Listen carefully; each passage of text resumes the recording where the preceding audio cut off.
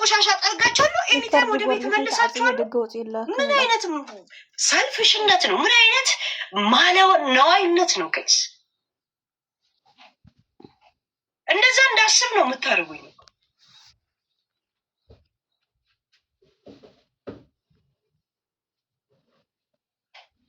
ሊልዬን አስገቧል ሞዴሬተሮች።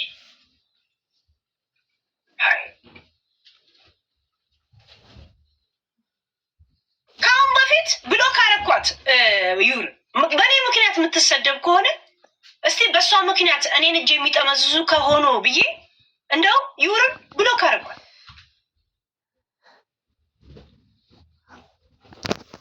ከዛ ላይ ካን ሃንድል ምናምን ነገር ምናምን ብላ እንትን አለች። ምን እየተፈጠረ እንደሆነ ያው ሊሊ ምናምን አስረድታት እሷን ከነገር ላደርገ ይህንን አድርጌ በሁለተኛው ጊዜ ያ ነገር ሲፈጠር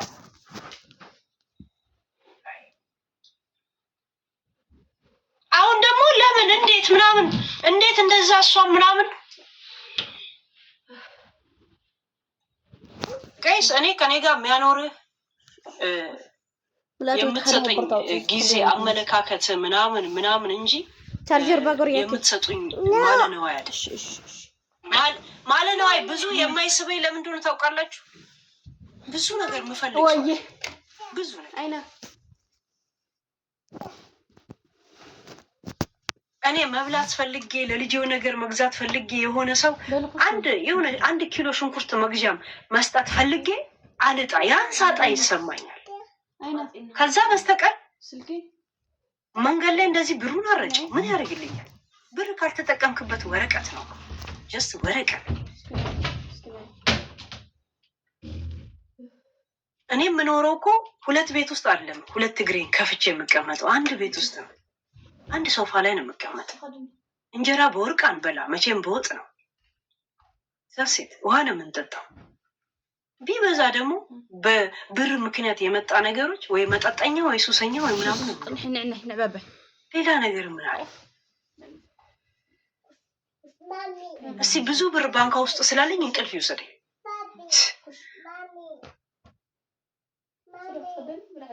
እኔ እንደዚህ በጣም እንደ ነገሮች የሚያጨናንቀኝ ሰው አይደለም። ለዛ ነው የመጣችሁበት መንገድ ነው እኔ ሪስፔክት ማድረጋችሁ።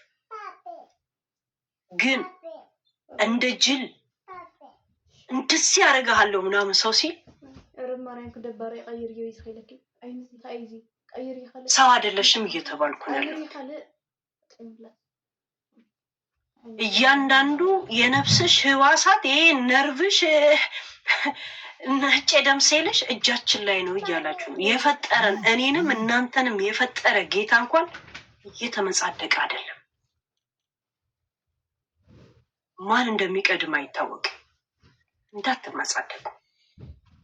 የጠጣችሁት ውሃ ትን ሊላችሁ ይችላል። መቼ የጠጣችሁት ውሃ ትን ብላችሁ ፓራላይዝ በሽተኛ ልትሆኑ ትችላላችሁ። ዝም ልትሉ ትችላላችሁ። እንዳትመጻደቁ።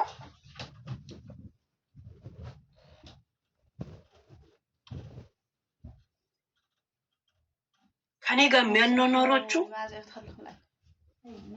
እውነት ተንኮል የሌለው ስብዕና ብቻ፣ አለበለዚያ አልችልበትም ሃንድል ማድረግ እና ሞጣ እንዳታዘኝ ነው ማለት።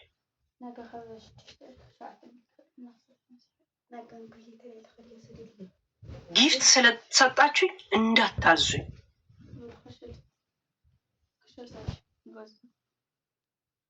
እሺ ያ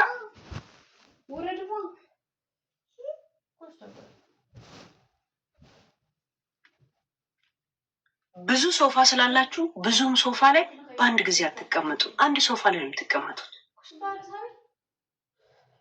ብዙ ቤቶች ስላላችሁ ብዙ ቤት ውስጥ ኦን ታይም አትኖሩ።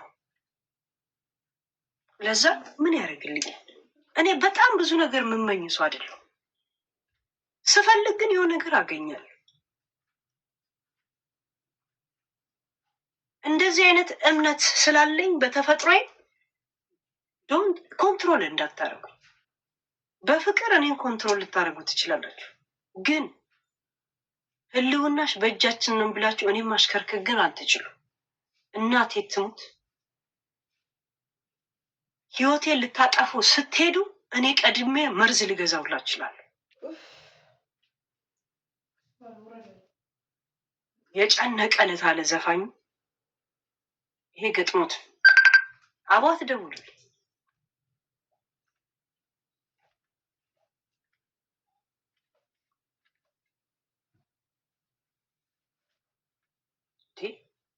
ሁሉም ይመጣል፣ ያም ይመጣል።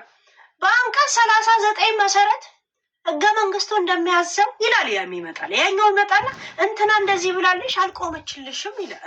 ቴንኪው አላልሻት። ቴንኪው ቀለብ ነው እንዴ? 100 ኪሎ ጤፍ መሰላችሁ እንዴ?